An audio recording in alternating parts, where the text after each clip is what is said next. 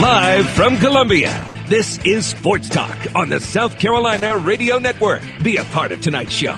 Call us at 800-956-7266 or email talkback@sportstalksc.com. Now, here are your hosts for Sports Talk, Phil Kornbluth, Kevin McCrary, and Tom Hayes.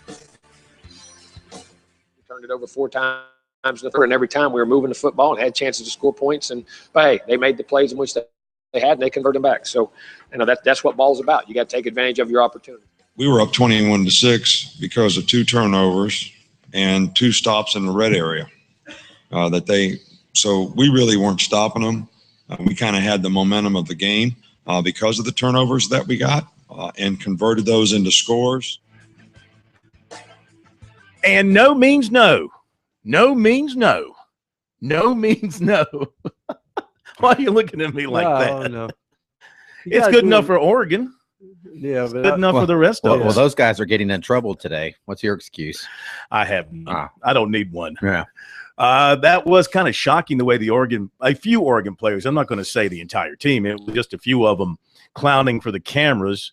It's one thing to do the tomahawk chop. It's another thing when you started bringing up Jameis Winston's travails off the field. But you know what? The way Oregon beat down Florida State, they had almost every right to do what they wanted to. So you might look at it as being a little bit low class to do what they did. You got to be humble, because the reason they're there is because they've taken their lumps in other games at the hands of Auburn and Stanford in the Pac-12 championship game.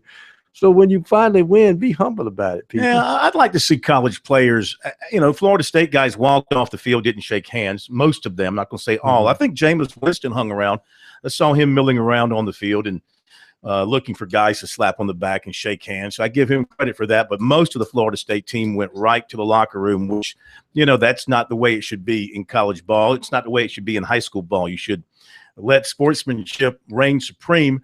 Alabama, boy, tough for the SEC. I don't watch the SEC network very much, but I saw some people tweeting about Paul Feinbaum appearing to be in tears after the Alabama game. I wanted to just check for myself. He wasn't in tears, but he did look shell-shocked in trying to explain what happened to the Crimson Tide last night. And I'm actually shell-shocked myself. I did not think an Alabama defense like that would give up the kind of yardage that it did, the big plays with a freshman quarterback, not only a freshman quarterback, but a quarterback who hadn't played at all, came back, and he looked very comfortable out there. Well, that's what we were talking about last night when I made the point that for Ohio State to continue to win despite their injuries at the quarterback position, they had the hiccup in Blacksburg when they were just getting over Braxton Miller going down before the season started.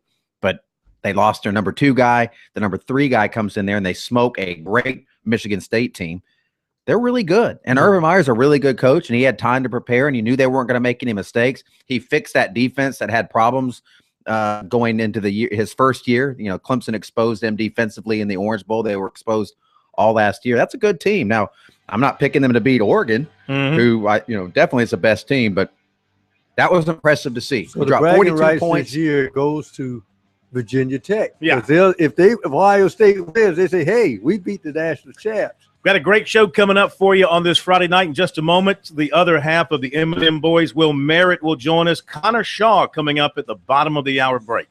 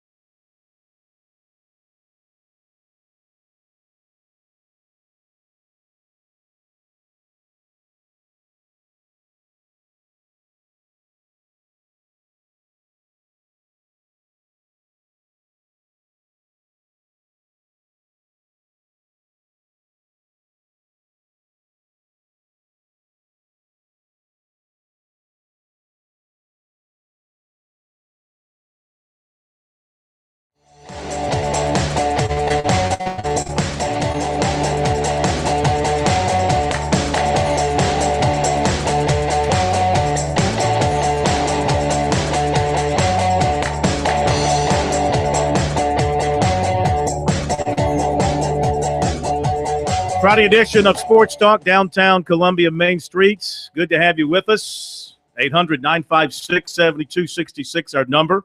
Email talkback at sportstalksc.com and on Twitter at sportstalksc. A lot of stuff coming your way tonight in just a moment. Will Merritt, bottom of the hour, we'll have Connor Shaw. Also, Clemson basketball coach Brad Brownell. The Tigers open up ACC play tomorrow evening at home against North Carolina. But let's jump right in to the other half of the M&M boys here on Sports Talk. We heard from Corey Miller the other night from New Orleans about South Carolina's win over Miami. And, of course, he had some thoughts on the Sugar Bowl prior to last night's game. Now, from the Clemson side of things, we welcome in former Tiger standout offensive lineman Will Merritt to Sports Talk one final time for this season, but for the first time in 2015. Happy New Year to you, big fella. You too, man. You know, I hadn't felt these since last year, so it's been great. Did you have a good holiday season and everything? Man, it's been unbelievable. It really has. We've had a great time, and I hope you guys have as well. Yeah, we have. Been very busy, but we had a great holiday season. All right, so Clemson demolishes Oklahoma. Your thoughts on what the Tigers did a few nights ago? Well, you know, I mean, first of all, Phil, I was surprised. I think I wasn't surprised they won the ball game. I was just surprised in the fashion they won it. So I was pretty excited. I got to talk to Brandon Streeter earlier today, and you know, was pretty excited to hear, you know, what his time with Cole Stout was like prior to the game. So I thought that was very, very interesting. Mm-hmm. The fact that he, you know, kind of took charge of the ball game and did what he had done in weeks past, and it was really fun to watch. You know, I took two things away from the game. One, I thought Clemson was really prepared. I thought they knew exactly what they wanted to do offensively, and then it also looked like Coach Venables had something that he wanted to prove against his old team. And I think you could sense that with that defense that all known for all year long, they were a pretty good defense, but then I thought they played their best game. You mentioned Brandon Streeter taking Cole Stout under his wing a little bit, and it looked like they made the offense a little more Cole Stout friendly, if you will. You know, when he came in for Deshaun Watson, it was like they were running the same offense that they did with Deshaun Watson. He's not Deshaun Watson. It looked to be a more traditional type of package for Cole Stout out there. Well, I think it was. I mean, I think they did some things for Cole to make it a little bit more. You know, I don't want to say dumb it down because that's a poor choice of wording. But do what he does best, and that is he knows where to go with the football. He's a very very intelligent quarterback. He knows what to do with the football. Sometimes when you have like a Deshaun Watson, you kind of just throw everything out there and let him just go be an athlete and let him go make plays. With Cole, I think it's a little bit different. When you know you have a quarterback that's very intellectual and understands the game very well, he knows how to check down the right time and he knows how to do certain things. I think Street was a calming presence for him over the last couple of weeks, and I think it showed. Well, tell me this: is this oversimplifying it? In that it looked like Oklahoma took a bowl trip, and Clemson went on a business trip. I mean, it looked like Clemson played like somebody. I'll go ahead and stop your. I'll go ahead and stop your question. Yes, that's oversimplifying it. I mean, it is. I mean, Oklahoma wanted to win that game bad. And I have a really good friend that's on their staff, and he said that they really wanted to win that game, and there was some animosity towards Clemson. So yes, I think that's oversimplifying the question. Yeah, they wanted to win it bad, and I think both teams showed up wanting to win. I think Clemson had the better game plan. Talking with Will Merritt, part of the M&M boys here on Sports Talk. Look forward to having them back with us in the 2015 football season. As we look ahead now, Will, you see what Clemson has coming back. You see what the Tigers are losing on the defense. A lot coming back on offense, highlighted by Deshaun Watson, but they lose a lot of frontline players on defense. Do you think they have enough returning on defense and coming in to sustain the defensive performance that they had this year? I'm not saying they're going to lead the nation again in defense, but be somewhere in the 300 to 320 yard per game category to augment what you know is going to be a big-time offense. Yeah, Phil, I don't. I mean, I really don't. I wish I could sit here and tell you that I think they have enough returning on defense that they could, repeat what they did this year, but I don't think they can. I mean, they're losing too many weapons on that up front and their pass rushing. And I think the one thing they have going for them is in the secondary. I think they're going to get better in the secondary, but I mean, linebacking and that defensive front, I think they're losing way too much to repeat what they did this year. I do think Coach Venables is a kind of guy that he understands what he has in weapons, and he actually will manipulate the defense around that, and he will do some really good things about it. But I will tell you this. I think that it will change a little bit with Tony Elliott and Jeff Scott calling plays. I think the offense might – I mean, they say they're going to stay fast-paced, but I think they might slow down just a little bit to give some pressure off that defense, because this year we relied so heavily on that defense to just make plays over and over and over, because I do think they were that good. I really do think that defense has proven that they were just really one of the best in the country. We're not going to have that same defense next year, but I think that's going to be a really, really good play for that offense to go, okay, we don't have to be great every single time we go out there on defense. We can slow it down and take some of that clock off. And until you've seen a lot of football, you know what that's like. I mean, you have to manipulate whichever side of the ball is really structurally sound, and I think next year is going to be really balanced for Clemson. Well, it's interesting. I think Clemson by far is best defense. We're looking at all the other bowl games and guys marching up and down the field like it's a basketball court. Tell me this, how important was it? We know that Brent Venables is a tremendous defensive coordinator, and we know, as you said, that they're losing a lot of talent. How important was it to get that contract extension, just to let Clemson family know this is our guy, he's going to have to rebuild his defense, and he's the guy to do it? Yeah, I don't know. I don't live in a contractual world with those guys, so I don't know how important that is for recruits. I know from from a fan standpoint, I think that everybody likes to know that their guy's coming back. I think everybody likes to know that, hey, this is our guy. He's coming back. We've got him long term. As far as the players, I don't think they care a whole lot about it. I really don't. Recruits, maybe they do. They're sold on a program, and a head coach, I think, is a big deal. I think they're sold on a program much more than a coordinatorship. And maybe I oversimplify things, but I know as a player, I was never recruited based on a coordinator, and I didn't care about that. I like a program, I like the coach, and then you kind of go from there. So I think it's way down on the totem pole as far as what these kids are looking for.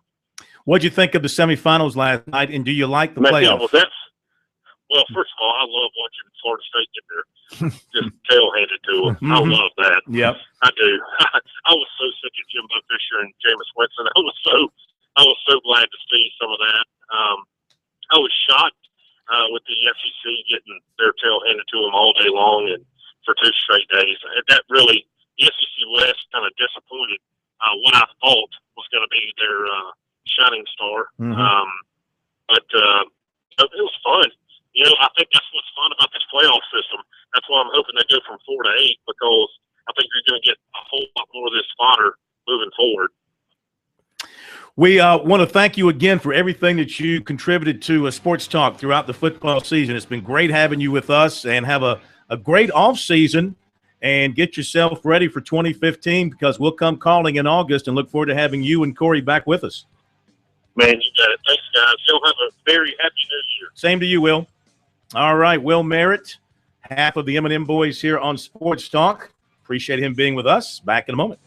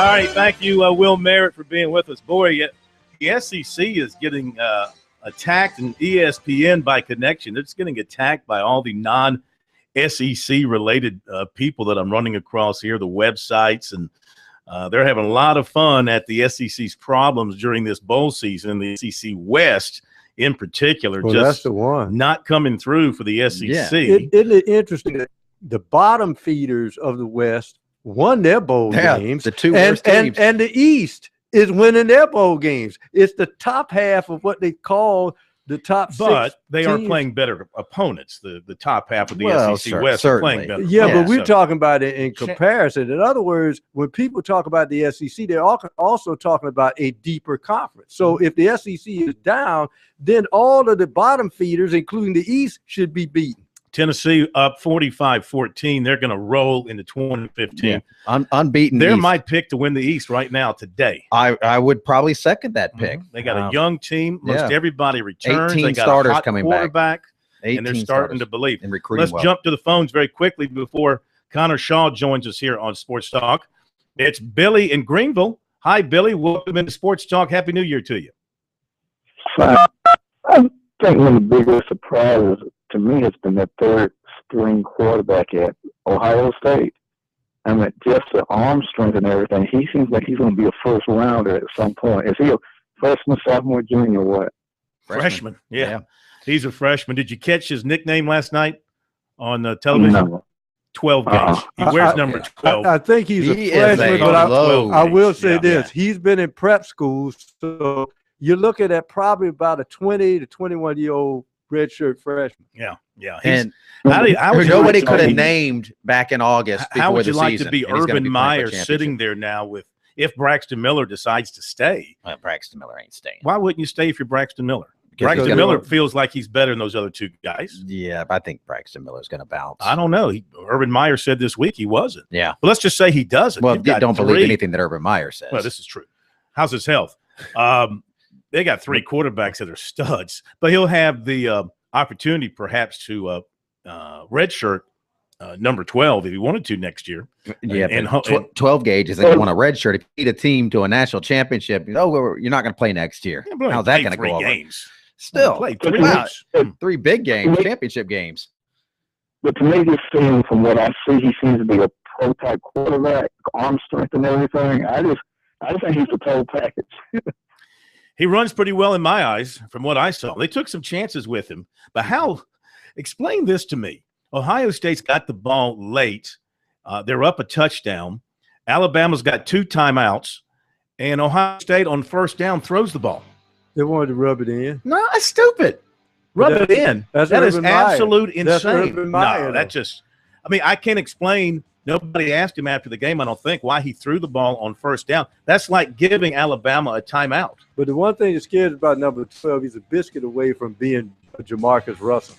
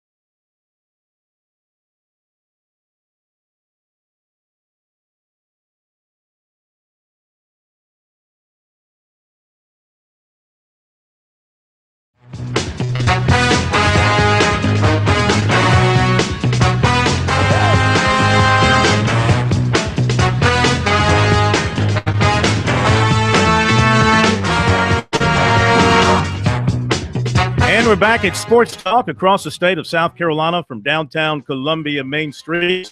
Sports Talk, your Sports Talk show of Main Street, South Carolina. Phil Kornbluth, Kevin McCrary, Professor Tom Hayes, the Steak Man Graham Pope, all together as we hit the end of a long and busy week. And it's our pleasure to welcome back into Sports Talk for the first time since he tasted real life in the NFL, an NFL game. It's former Gamecock quarterback Connor Shaw, now the quarterback with the Cleveland Browns. And first of all, Happy New Year, happy fatherhood, and happy first start in the NFL, all wrapped up together there. For having me on. Our pleasure. It's great to hear from you once again. What's it been like for you over the past week or so since the game and since the end of the season? It's been a pretty hectic last couple of weeks. We're getting a nod that last week, but it was a lot of fun. It's something I can build on. I really appreciate the experience that I got and the support from the coaches and teammates. And I'm looking forward to the offseason. What was it like for you leading up to the game? Did you have the butterflies, or because you'd gone through a lot of big college games, to you was this just another football game? Yeah, I mean, at the end of the day, it was just another game. And I was a little bit anxious for it, but I was super excited, stoked for it. And I enjoyed playing again. I forgot how fun it was to play. So it's probably the most fun I ever had playing on that stage. And obviously we didn't get the job done, and I wish I could have pulled it out, but it was a lot of fun. Yeah. You know, tell us what a guy on the practice squad does throughout a season while we're focused on the players getting ready during the week and then the game itself. What are you doing with the practice squad? It's pretty much the same thing. I'm just running the scout team, the opposing quarterback, and I'm just doing the same thing that Brian and Johnny did during meetings. I just didn't suit up on Sundays. Mm-hmm. What is the biggest thing that you've had to adjust to in terms of the college game to the pro game from a quarterback's perspective? I mean, we all know the speed's quicker in the NFL, but just from a mechanical standpoint, what are the things that you've had to change as you've moved to the NFL? Well, I think the biggest challenge is you're going against guys that's been in the league for 7 or 8 years, and they know how to be a professional. They know how to win. They've been in pretty much every circumstance you can think of. So you just have to get the experience, and once you play more is when you start to build on that and become better. You know, a few of the Browns players after the football game, Connor, they had some good things to say about your leadership. They enjoyed having you in the huddle. How important was that for you to see that from your teammates, especially the veterans? Oh, it meant the world, and that's why I played with confidence, because I knew they had confidence in me, and I knew that they would have my back no matter what. So it was really fun playing with guys like Joe Thomas and people who have been in the league for so long, and the amount of support I got from them was awesome. What kind of grade did you give yourself in that performance against Baltimore? I thought the first 3 quarters I played pretty good, pretty solid, and obviously dropped off a little bit in the fourth quarter. I was beat up pretty good by the end of the game, but we had some things that didn't go our way in the final quarter, and definitely wish I had some plays back. But that's the way it is in most games. But I thought I played pretty solid. There's definitely plays that I left on the field, but for my first start, I thought it was pretty successful. That's pretty a tough place to make your first start against a terrific defensive team, of course, at their place. You kind of knew, did you kind of feel going in that it was going to be a very physical game for you because of the nature of the Ravens defense? Yeah, it was win and they're in the playoffs, so it was do or die for them, and they knew that they had a rookie undrafted quarterback making his first start on the road. So they pinned their ears back and came after me, and I thought we handled it pretty good up until the final quarter. And but yeah, the front seven for Baltimore is as good as anybody in the league. Connor, when we all follow the Browns from the outside, of course, one of the storylines in the media is always Johnny Manziel and Johnny Football and all the things that are involved with him. And, it's not fair to judge somebody based just on what you read about a guy. But what's it like to play with Johnny Manziel? You see him from a different perspective, from a teammate's perspective. What's that like? Well, he's a heck of a competitor, and he enjoys the game, enjoys playing football, and it's been a privilege to work with him and to learn with him through this season. And I think he'll be the first one to tell you that he wish he could take back some things, but I think he'll grow in the off season. and I look forward to competing with him when we get back in Cleveland for OTAs. Now, when you look back at your game, and I imagine that you probably watched the game film, I know through all his travails, would you have wished to have had Josh Gordon on the field with you for that game?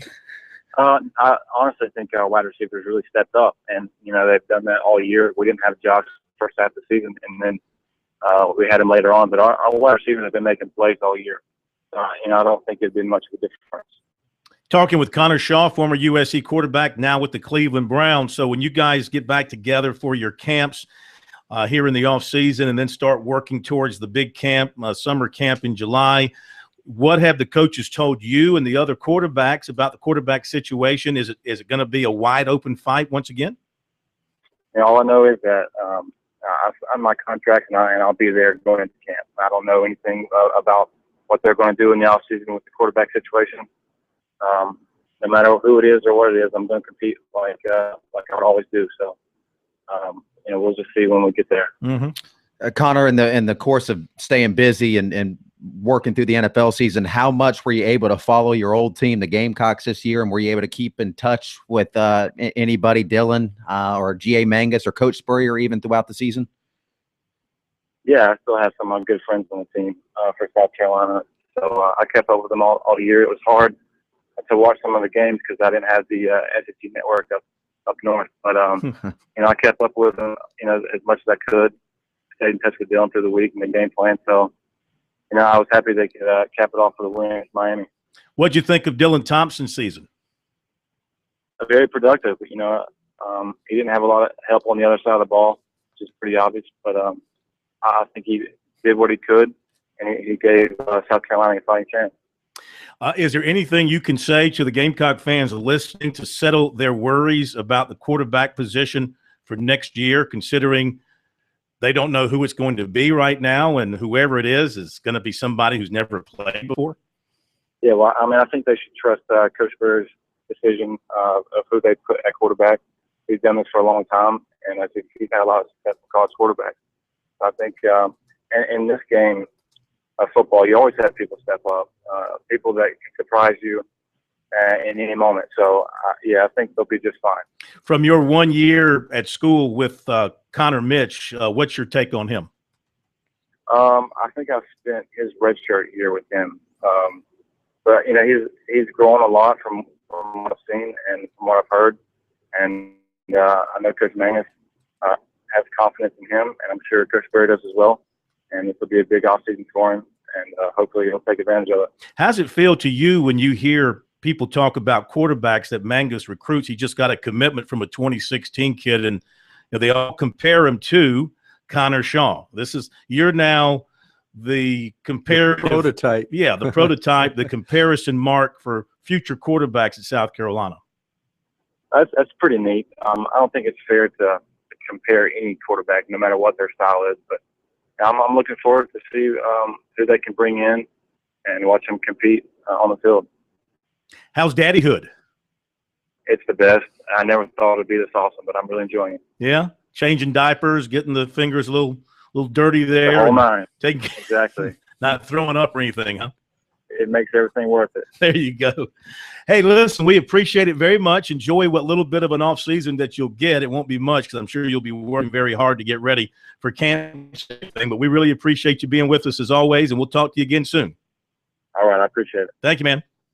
All right, Connor Shaw, former Gamecock quarterback, our first chance to talk to him since he played in his first NFL game. It's going to be very interesting to see what happens in Cleveland this offseason. And I forget, this is the NFL. I forget the Browns could go out and pick up some big quarterback somewhere, and that's what he's saying. He doesn't know what the quarterback situation in Cleveland's going to be like. I tell you what, if they get their defense right, and they got a tremendous defense, a team I see him being good for on the carpet is if he could get to Houston. Or maybe he likes it in Cleveland. The Dome, I would prefer to play in the Dome. Be right back.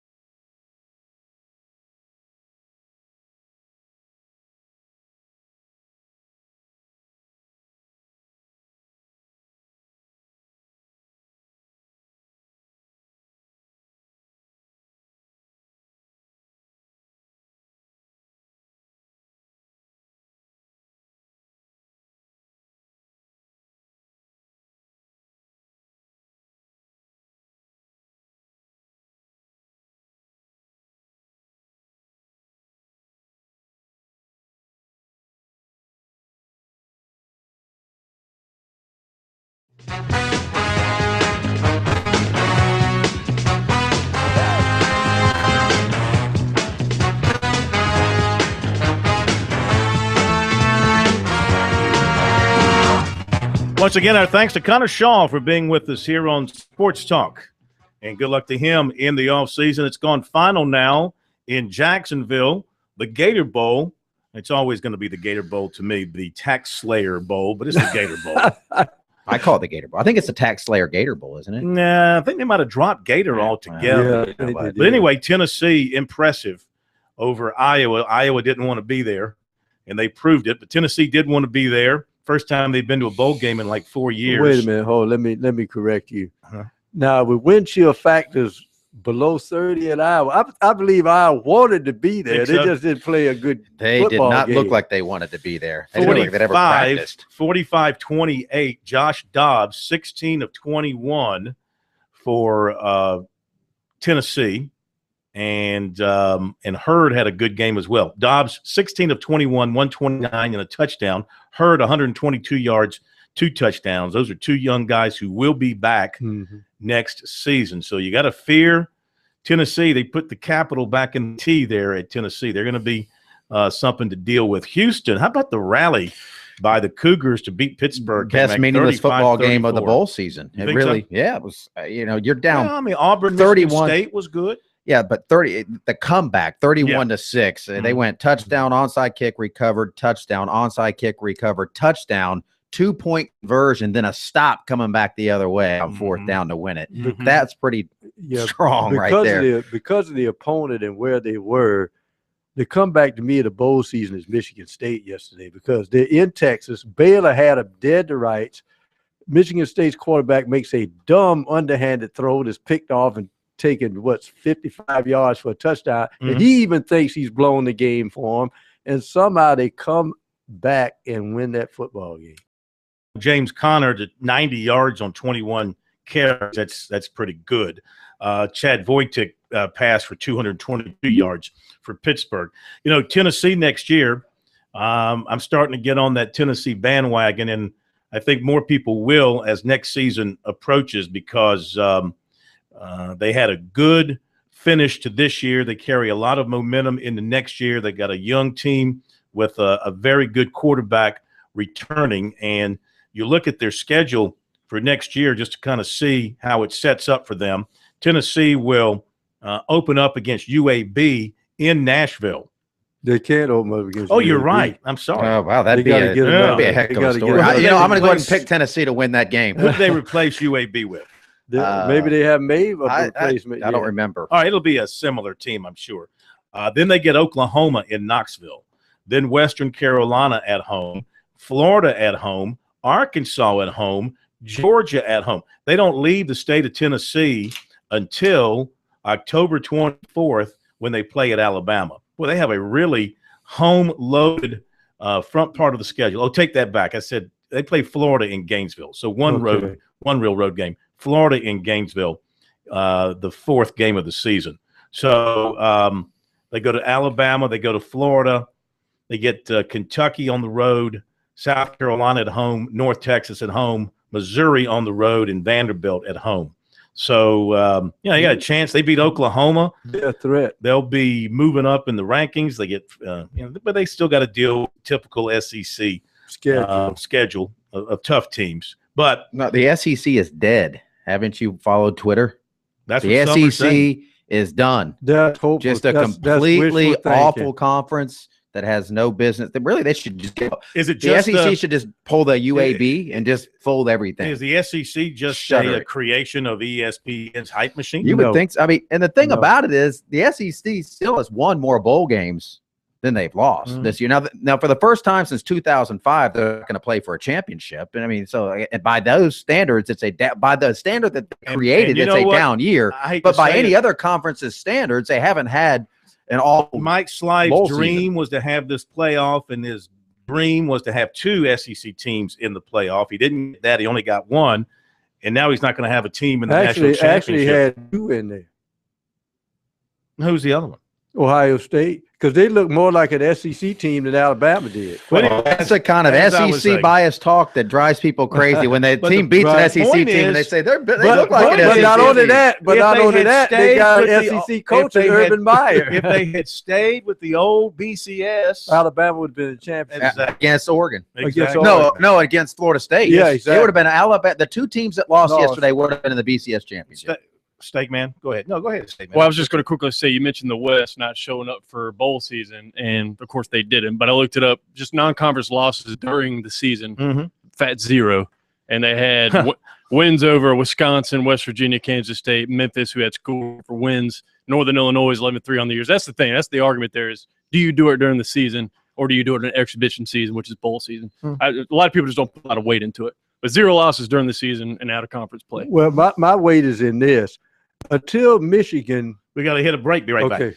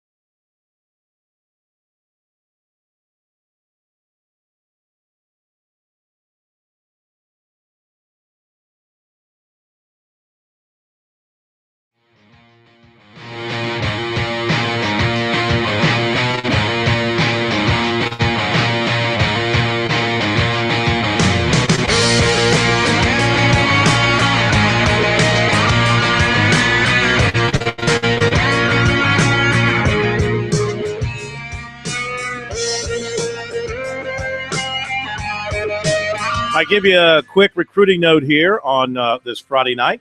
Take you into the weekend. Okay. Defensive back Jeremiah Denson, 6 feet, 178, Hialeah, Florida.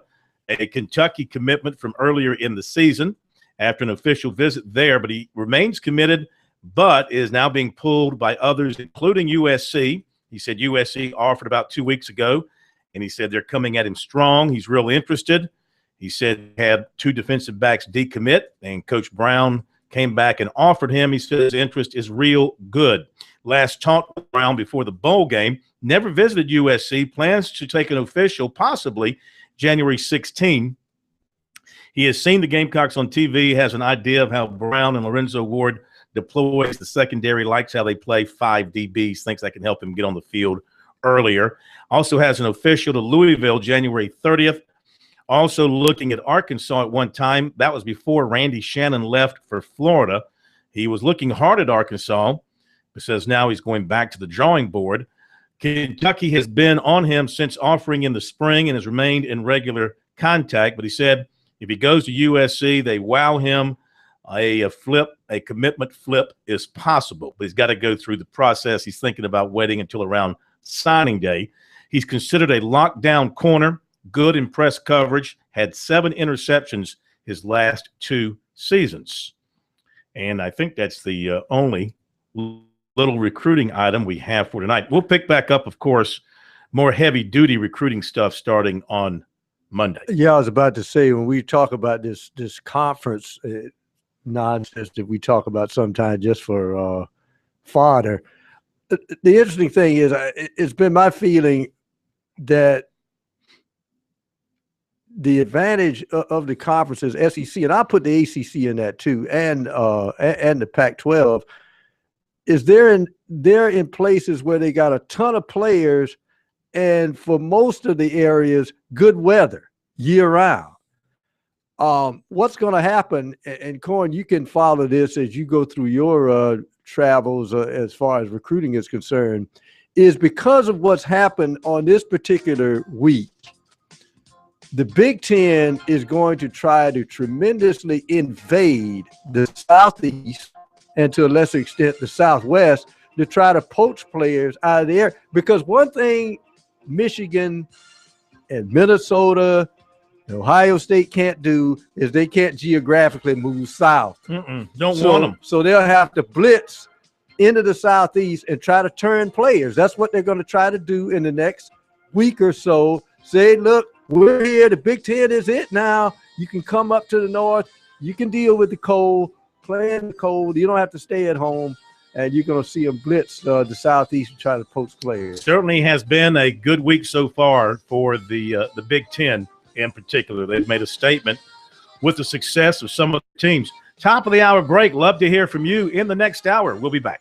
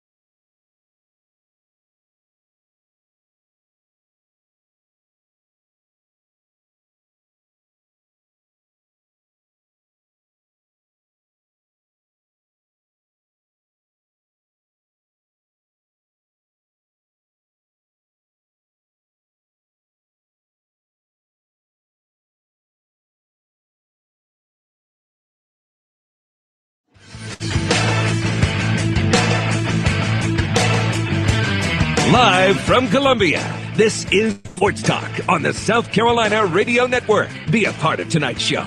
Call us at 800-956-7266 or email talkback@sportstalksc.com. Now, here are your hosts for Sports Talk, Phil Kornbluth, Kevin McCrary, and Tom Hayes.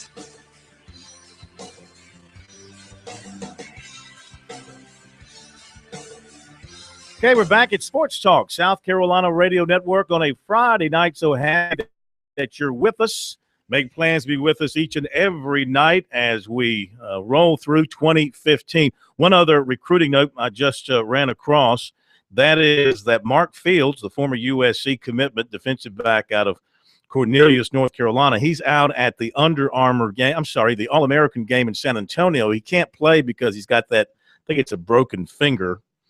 But he is out there nonetheless, and he told Ryan Bartow of 24/7 Sports that he will take official visits to LSU, Clemson, and Texas, and that those are his top three.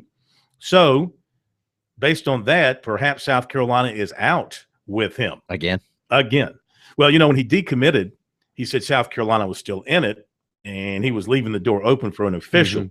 But maybe I thought that's he had not set the case one now. for the week after the Clemson game. I thought I read. But that I think somewhere. everything was kind of up in the air with that after he decommitted, or maybe he's just changed it altogether. This kind of falls in line. You know, South Carolina now has offered Maurice Smitherman, cornerback from Alabama. They've offered Jeremiah Denson. We just talked about him tonight, cornerback from Hialeah, Florida. So maybe South Carolina's gotten the message from him that indeed they are out. It's sort of interesting that he says LSU is his dream school. I read somewhere, and he's going to LSU. And one of the problems with South Carolina was the coaching staff. I don't know what's going to happen there. Well, LSU just lost their defensive coordinator. So what sense does that make? The rhyme and the reason of a high school recruit. It's recruiting. It never makes sense. All right, back to our phone calls, and it's Billy and Florence. And welcome into Sports Talk, Billy. How are you? Oh, I'm doing well, guys. Hope you are. Yes. Before I make my comments, Phil, I was going to say this real quick. As far as Dabo Swinney's coaching job this year with an injury-riddled team, I give it an A. And the reason I say that is he dealt with drama week to week, injury-riddled with running backs, pulled the trigger on Galman. Galman worked out. Cole was taking a shot through his non-throwing shoulder. It was just drama city. And people, and more or less Gamecock Nation can smirk, but 10-win season with an injury-riddled team with more or less freshmen and a couple sophomore personnel on the offense. And he just dealt with a lot. And I think this proved Dabo did very, very well. Remember, 40-some wins. He's 45 years old, 42, 43 wins. Correct me if I'm not exactly right. In 4 years, it falls on the head coach. He finalizes everything. A, I don't give plus, but I still give A to. I mean, I give him an A too, but I think you're underestimating that great defense. I mean, you could make a case that is one of the best defenses ever at Clemson. Number one ranked defense in the country. You know, I agree with everything you said about Dabo, but it's not like they just had to patchwork things together. They had a great defense that they wrote, the best defense in football.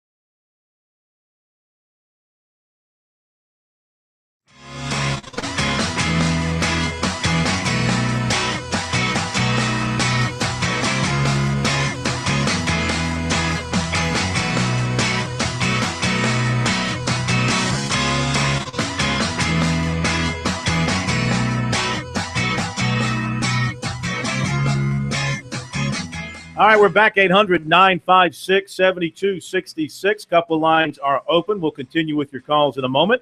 800-956-7266. Email talkback@sportstalksc.com.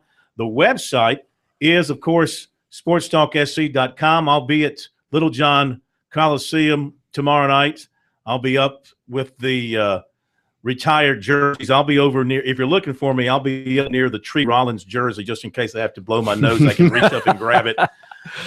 That's kind of where the media sits up there at Little John these days, but that's okay. We're there to watch the Tigers and the Tar Heels tomorrow night, and you can follow our post-game coverage of that on the website, sportstalksc.com. I promise you'll enjoy it. And South Carolina plays at Iowa State tomorrow night. We'll hear from Brad Brownell coming up here in just a little bit. On Facebook, like us there, Sports Talk Radio Network, and on Twitter. On Twitter, sign up for that at Sports Talk SC, and our Twitterologist, K-Mac. What's been the theme on our timeline today? A lot of people commenting about the bowl games, and again, the SEC. They are taking all the slings and arrows of a lot of fans that are tired of the SEC hype machine, and the SEC hype machine is very real. Yeah, they've got the SEC network, which is ratcheted it up a notch, and you've got Paul Feinbaum, who I think had a very depressing show last night. Something to see last night. Something to see. But yeah, now there's some people that are taking the shots a little too far. Somebody on our Twitter timeline said the SEC was 5th out of the Power 5 team. I mean, like, they have a winning record in bowl games. They're going to finish with a winning record. The marquee games they're losing. They're losing these high-profile games. The past 2 years, they've lost, in the championship the championship game. They lost to Sugar Bowl last year. They lost in the playoff this year. So, yeah, those are the games that you're judged by. But every year since 2005 until this year, they've been in the championship game. I think word of the demise of the league is a little overstated. But it is very real. But it will be stated nonetheless. Yeah, it's going to be stated. Yeah. By, again, it's like people that come from a conference, like, if you're in the Big 12, what can you really say about the SEC? Even the ACC, what are you going to say at this point? The ACC finished 4-7. I've been counting Notre Dame, and that's really ticked off a lot of people, too, that I counted the Notre Dame thing. Just because the way the setup is, the ACC has them on their release. Notre Dame is splitting the bowl revenue. But they're just a de facto member of the league. They're not really. Well, the ACC is going to count them as a bowl win. Well, so I was going to as well. But if you don't count them, they're 4-7 in bowl games. That's where they finished. Let's get back to. Let me do this real quick. We'll get back to calls. I've updated the Sports Talk Pick'em Challenge because all the bowl games that we picked are completed. I pronounced myself the winner. Well, we still have one more game to go. Wait, who made this? We're going to do the national championship game. Because Crow, he went 6-9. He's 79-86 against the spread. He has a 1-game lead on me and Matt, the newsman. I went 4-11. Matt went 6-9. We're 78-87. So we'll do one more game. K-Mac and State Man, they long ago were mathematically eliminated. K-Mac 4-11, 69-96. Yeah, very bad year. I'm going to fire my defensive coordinator. Yeah, that's what you do. First thing, I'm very upset. And so my defensive coordinator has been fired. Steak Man 5-10, 73-92. Equally embarrassing. Back to the phones we go. And we travel next to Luke in Florence. Good to have you with us tonight, Luke. Welcome into Sports Talk. With the South Carolina commitment from the quarterback the other day, I'd like to know what your thoughts are about where Avery McCall might end up. I would say East Carolina, North Carolina, maybe keep an eye on Texas A&M with John Chavis going there. I don't think he's going to end up at either Clemson or South Carolina because both have 2016 commitments now. Yeah, that's what I was thinking too. I mean, that's the first to eliminate those two, but is a surprise. But then, is that because of Chavis' recent? Yeah. John always. Otherwise, there wouldn't be any interest in Texas A&M had that not happened. Wouldn't think so. But you know what? It's a perfect fit if they think he's a good enough quarterback to fit in their system. I mean, they're wide open spread offense, mobile quarterback friendly system. He's got the ties to Dillon, of course. Kevin Steele at Alabama. Haven't heard much about Alabama doing a lot with him, but you always have to keep an eye on where Kevin Steele is and his connections to Dillon.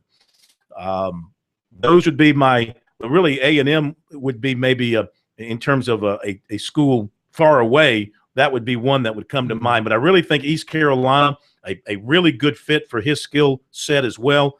I think that's a real good possibility. What about for him. Louisville? Haven't heard Louisville mentioned. Okay, but anything, listen, he's got another year of high school ball to go.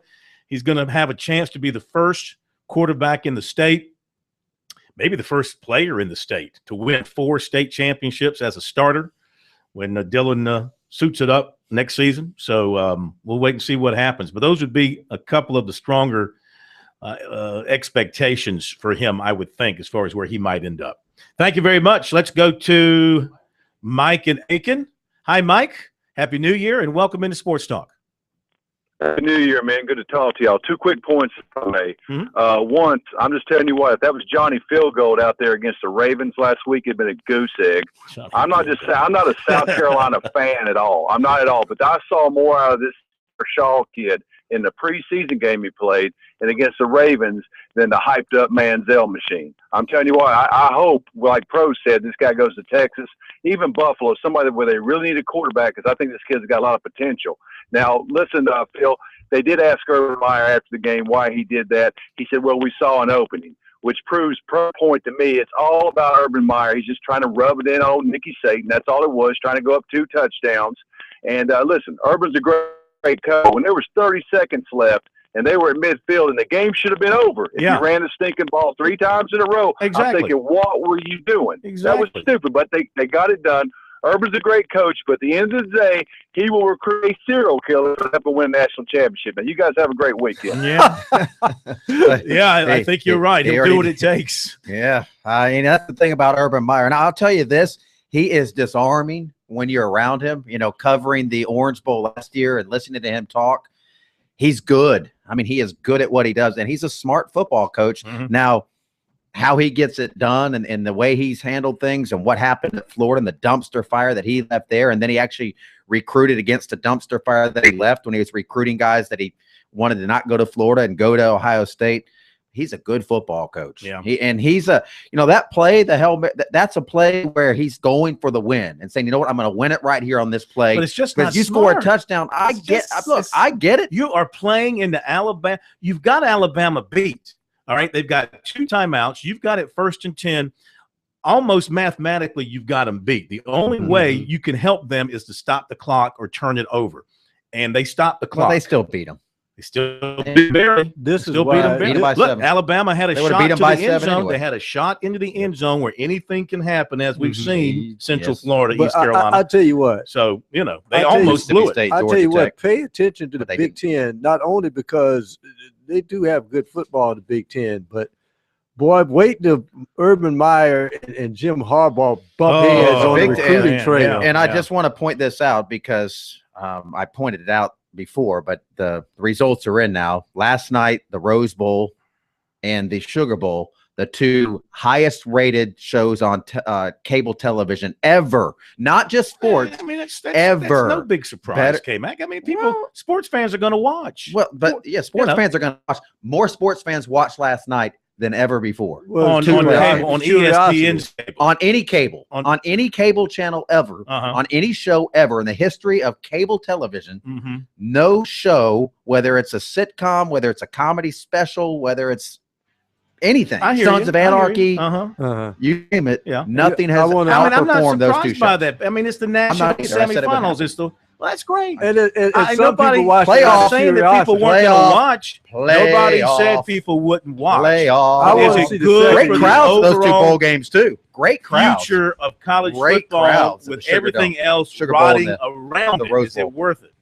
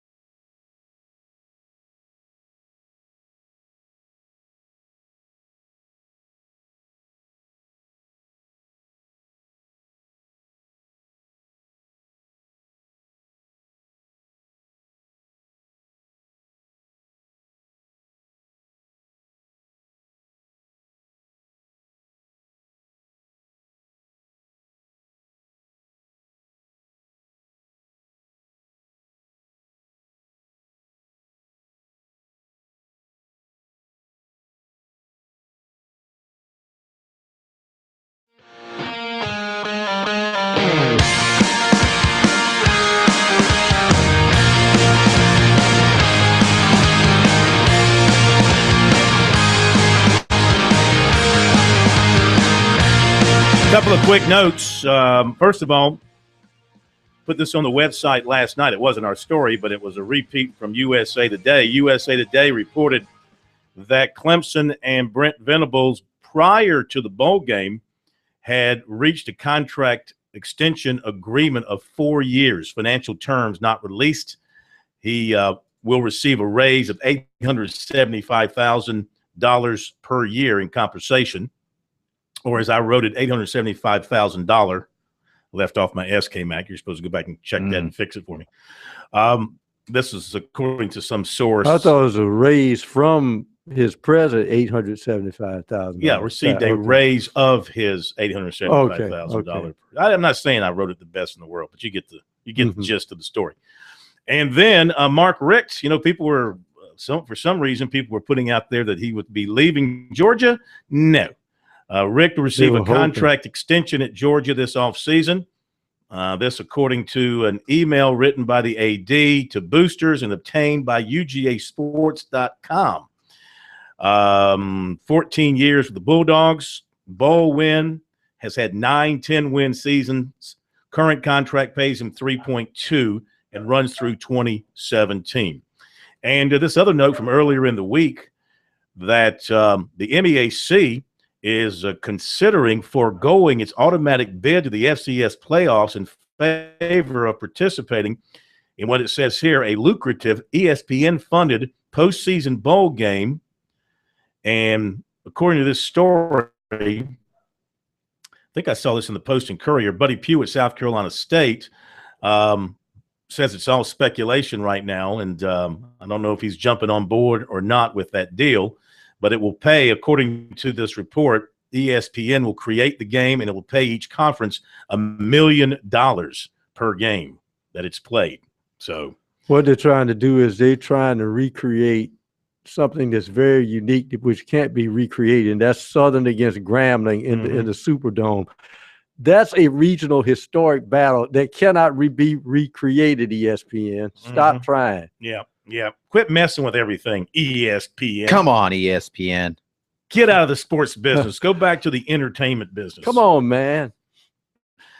Quickly, we go to the phones, and we head to Raymond in Barnwell. Hi, Raymond. Happy New Year. Welcome into Sports Talk.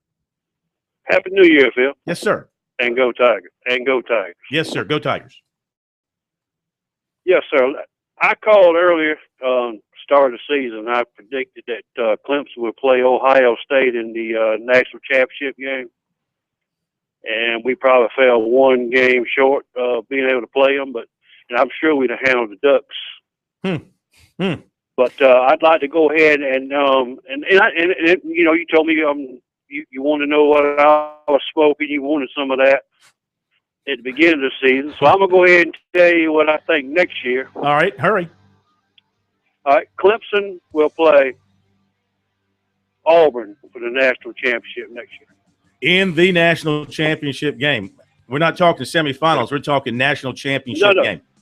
National championship game. I would agree with you if they brought that defense back. All right, hang on, Raymond. We got to pick your brain on this a little bit more. Take another puff, and we'll be right back.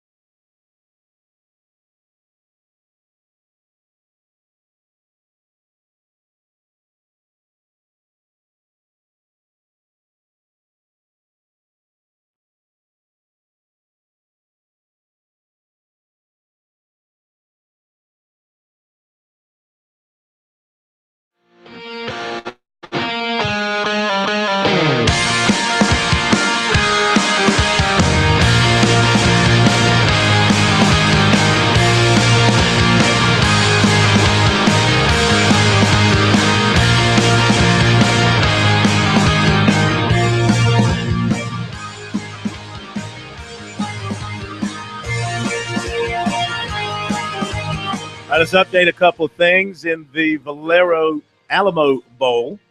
It's a UCLA 17-0 over Kansas State late in the first quarter there. Over at the Colonial Life Arena, top-ranked USC women leading Auburn, SEC opener, 26-9 with 5:15 to play in the first half. Auburn, 4 of 21 from the floor, works out to 19%. And it's Welch leading the Lady Game. It's Welch leading the USC women. You do that on purpose because you points. like punishing yourself. He likes hitting himself. No, I don't. I have to get out of the old habit. Okay. Bianca Cuevas, she has 6 points for the USC. Do you know where she's women. From? She is from the Dominican Republic via Hutchinson Junior College. No, New York City. Oh, just thought I'd try. New York City. Got to learn your USC women because they could be around a long, long time. In fact, I'm heading over to catch the second half of this game. Don't ask me why. Wife's dragging you over. Why? Oh, you said don't ask you why. Don't ask me why. Oh, okay. All right, let's get back to Raymond in Barnwell. And he's had a chance to put himself in a little bit better frame of mind here moving forward. All right, so go ahead. You see Clemson and Auburn playing for it all next year. Yep, that's what I believe. Yeah, because how can you say that? Because I don't know if you heard Will Merritt earlier in the program. He's really concerned about Clemson's defense next year with all the losses, and then Auburn's going to lose those receivers. They lose the quarterback. I mean, how can you pick those two to play for it all? Well, I know Clemson's defense. They got some holes to fill, but I think that the people they got coming in is just as good as who's leaving.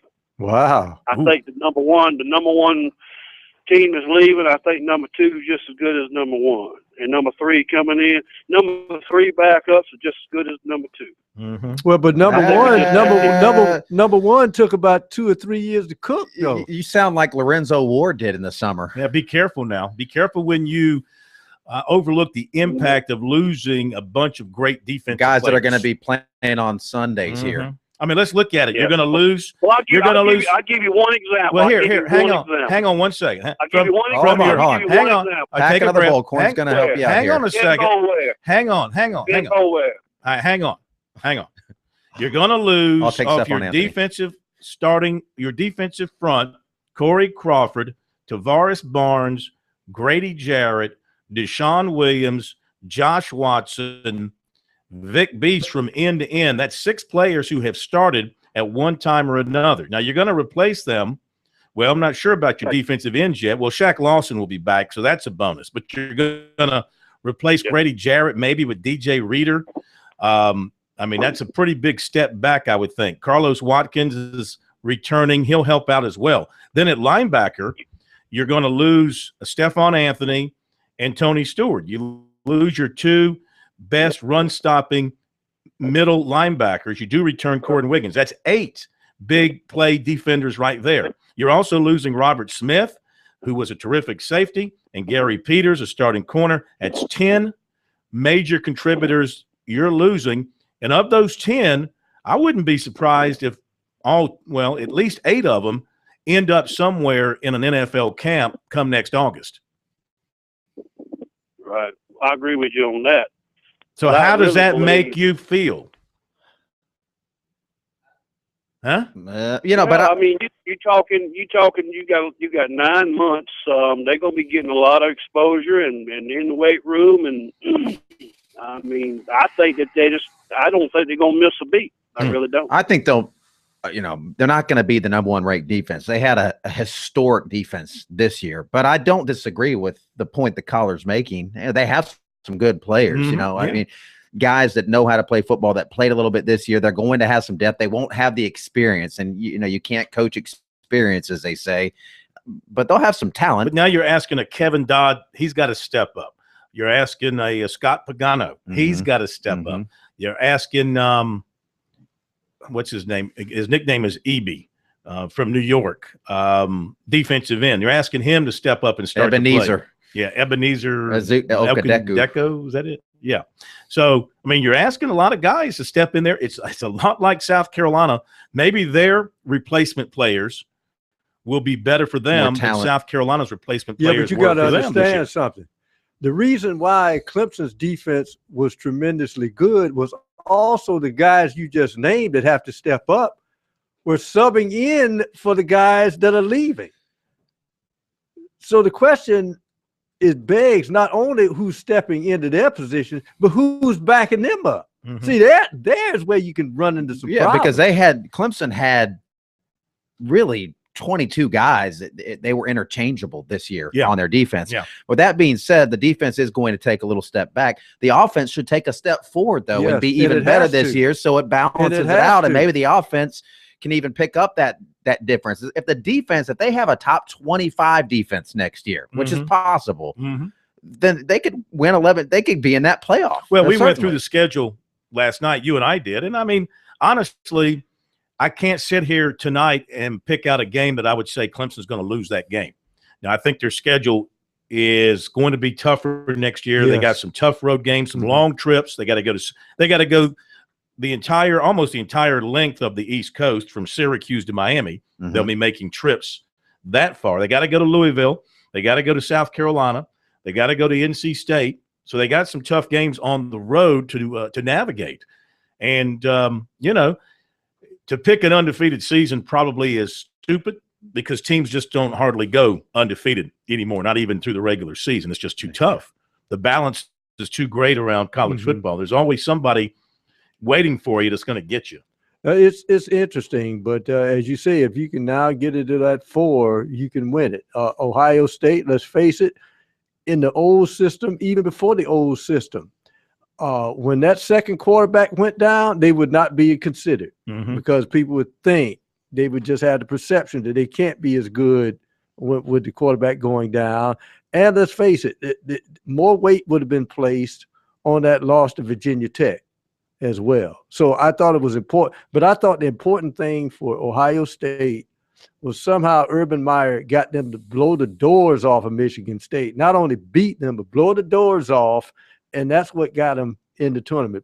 People that say, well, it's their body of work. No, I don't believe that. You're talking about Michigan State or Wisconsin in the Big Ten championship? Big Ten championship is what that was Wisconsin. Yeah, Wisconsin. Yeah, when they blew the doors off Wisconsin. Well, they did blow the doors off. When Wisconsin laid down so the Big Ten could get Ohio State in. No, I'm just kidding. There they go, Oliver Stone. Yeah, Oliver Stone again. Because Wisconsin looked terrible. But then they came back and looked good against Auburn. Because Barry Alvarez came down from on high and coached the team. Same Wisconsin team that South Carolina beat a year ago. Ellis Johnson. How many yards if Ellis Johnson would have been coaching that Auburn defense, they would have stopped Gordon. How many yards did Melvin Gordon rush for against South Carolina last year? Pretty good bit. He was over 100. Yeah. He was over 100. Now they knocked out that core. I mean, Vic Hampton knocked that guy cold. And they had a couple of interceptions in the end zone. Sky Moore had a couple of picks. Yeah. And that was a much different last year defense. In the bowl game against South Carolina. Melvin Gordon had 25 carries, 143 yards. James White had 12 carries, 107 yards. Joel Stave only passed for 80 yards. So they shut him down in the passing game. Wisconsin had 117 passing yards against South Carolina. Gamecocks, Connor Shaw, remember him? That guy 22 of 25, 312. Caught a touchdown in that game, too. See, that's the point. South Carolina's offense was very effective, and that's when Shaq Rowland was actually playing football back then. Made a couple of spectacular catches. They kept Wisconsin behind the 8 ball. See, Wisconsin's the type of team, if they get the lead on you, they're just going to unleash that running game. That's what happened. With South Carolina, they had to throw to try to catch up. South Carolina made sure they had a double-digit lead throughout that game, so Wisconsin never felt that they could catch up, except for that kickoff return they had. It really is surprising that Shaq Rowland did not take his performance in the bowl game last year when he had 6 catches for 112 yards and pounce on that and make something of this season to get on to the money of the NFL. Hopefully he gets whatever he's got going between his ears right.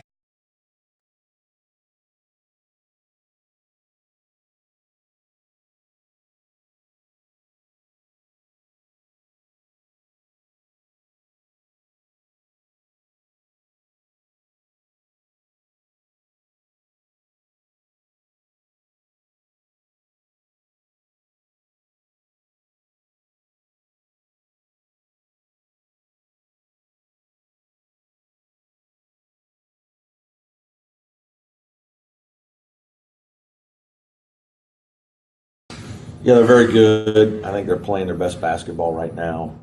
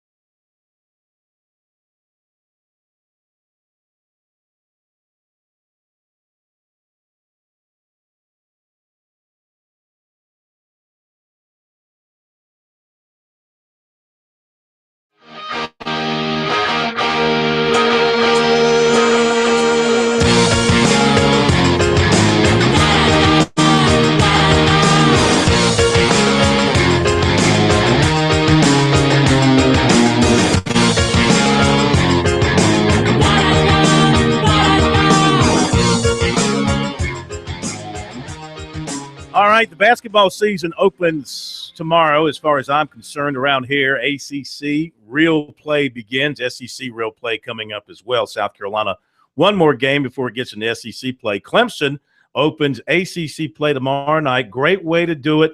Why not step right into the fire, take on one of the best teams in the ACC, as always. North Carolina, Tigers coming in with a record of 8-4. Tar Heels are 10-3, but their typical team loaded with McDonald's All-Americans. Tip-off tomorrow night at Little John will be 8:15. The game on ESPN.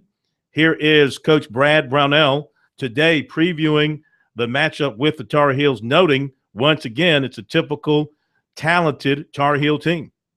Yeah, they're very good. I think they're playing their best basketball right now. I think they're probably a little bit better defensively in my mind, just watching them on film the last year or two. I think they really are guarding better. Big guys inside are outstanding. Bryce and in the group, they just They block shots at the rim. It's hard to score at the rim. JP Tokoto, I think, is a much improved because that almost sounds like he wasn't a good player before. I just been very impressed the more I watch film on North Carolina of his play, his passing ability, length to defend, athleticism. I think he's making more shots, taking better shots. Marcus Page has been a little up and down at times, but boy, I think he's a terrific player. When he gets going, I think they're going to be one of the better teams in the country. With this stretch of games, is it difficult to keep your guys looking at the next game instead of what could be the outcome after those? No, I don't think so. I think our guys are just focused on, this game and what we have to do to win. And certainly if we aren't focused on that, we don't have any chance. And, we need to, worry about these games one at a time, as cliche as it is, and just it'll be different in a lot of the ways the games are played. The styles of the teams that we play will be different, and some of the approach in the games will be a little bit different. And obviously the quality of team is outstanding, but what we'll need to do and how we'll need to play will be different. So I don't think our guys will have any problem being focused on just the task at hand. In terms of this game, just because their rebound margin is unbelievable, I mean, does that play into kind of your personnel sets just because you got they've always been great at rebounding. Kennedy Meeks and Bryce and Tokoto are three of the more, obviously Kennedy's is just bigger and stronger and physical and has great hands. Bryce and JP Tokoto are as good athletes as you'll find in their positions. And so what happens when you play North Carolina is they win a lot of 50-50 balls because they're so athletic. We benefited a little bit from that with KJ last year, where loose balls, whether it be a rebound in the air or a ball that bounces, they're just very quick to those. And a lot of times those almost result in points that you don't account for because it's not a set play. It's not even out of your offense. It's an extra possession, or it's a putback, or it's a defensive play where it's a loose ball that leads to a transition basket. And so, I think when you play a team like North Carolina, the more easy baskets they get, obviously the more in trouble you are. And I think they get more easy baskets than most teams that you play all year. Their ability to push the pace, they run the floor as well as anybody that you play against. And, they can leak out a little bit, to be honest. They can, a shot can go up and they can rebound with two underneath with, Bryce and Kennedy Meeks, and if one of them gets it, they can make a 30-foot outlet pass, and they're on you in transition before you know it. So there's just some uniqueness because of their athleticism and size and talent level that you go up against when you play North Carolina that you don't see in some other games, most other games. Right, with the schedule getting into the grind, how much is bench production? How high is that on your list of concerns? Yeah, it was good to see our bench play better the last game and score some points for us. And they're going to have to play better and produce for us to win games, ACC games going forward. I don't think there's any doubt about that. I think our starters have played reasonably well. There's a game or two, some of them haven't played as well as we would like, but by and large, those guys have been reasonably productive. But we've got to do better out of our bench. We need somebody to inspire us every once in a while. And sometimes it's going to be with points, maybe a Jordan Roper making some baskets. Maybe it's, defensive play and rebounding with City or Josh. I think Josh has had a couple of games where he's done some good things, rebounding the ball, making a couple offensive putbacks and doing some things. But there's no question that those guys are going to have to be productive in games like this when you play the talent that you're going to play in our league. All right, Brad Brownell talking about the Tigers getting ready for the Tar Heels. They haven't beaten North Carolina since 2010, maybe tomorrow night.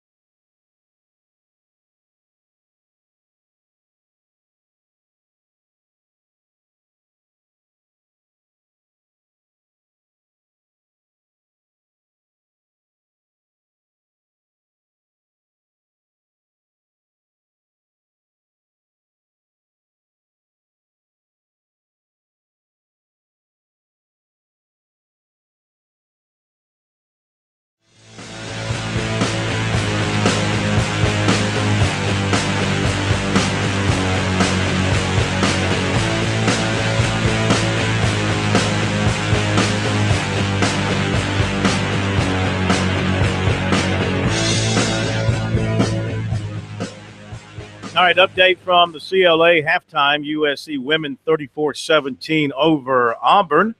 And it's Alicia Welch with 10 for USC, leading the way, shooting 45%, 24% shooting for Auburn.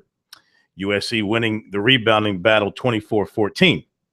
And the USC women have forced 9 turnovers, converted to 15 points. So they're on their way to another victory, 34-17.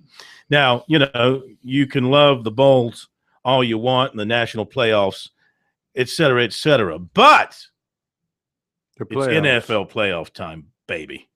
And when the Packers are involved, that's football. Oh, so that's now we got this weekend off. So let me get you quick picks here. Here we go. Quick picks. K-Mac, State Man, you can join in too. K-Mac Pro. Going to go around the table. K-Mac first, then Pro, then State Man, then me. Picking the games in the NFL. Here we go. Just give me a winner. K-Mac, Ravens, Steelers. Steelers.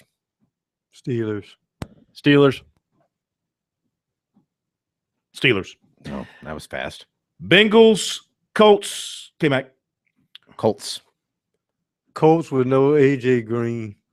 Colts. K-Mac, Cardinals, Panthers. Panthers.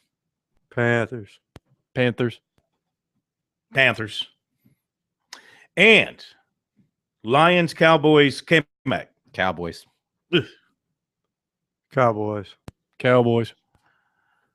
Lions.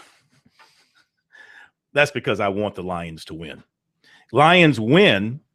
That means, let's see now. You get the Panthers.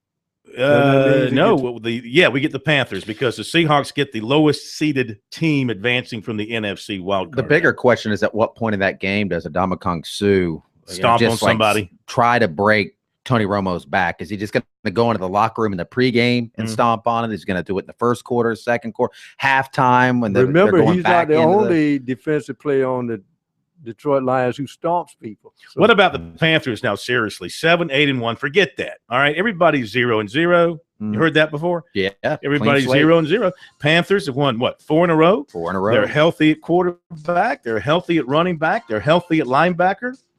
I mean, not only do we think they'll beat the Cardinals, but how will they do against the Seahawks? Well, I don't think they're going to. However, here's a problem. Huh? No. Here's a problem in recent history. The Panthers have had worse problems in playoff games. Of course, if the Lions beat the Cowboys and the Panthers win, the Panthers are going to Green Bay. And they're going to get that's a winnable game right there. Hard to beat a team twice in the same season on the same field. Since Jake Delhomme against the Cardinals, the Panthers have more problems with playoff games at home than they do on the road. Well, didn't the Cardinals spank them last year? Well, that was a few years ago. That was at home. San Francisco. Jake spanked Delhomme them last year. That was Jake Delhomme's demise. When they had all those sacks, that was Jake Delhomme. No, 6 interceptions. Well, what about last year? Who was it that beat them up last year? San Francisco. Oh, okay. Hey, have a great weekend. We'll be back Monday night here on Sports Talk. We'll see you then.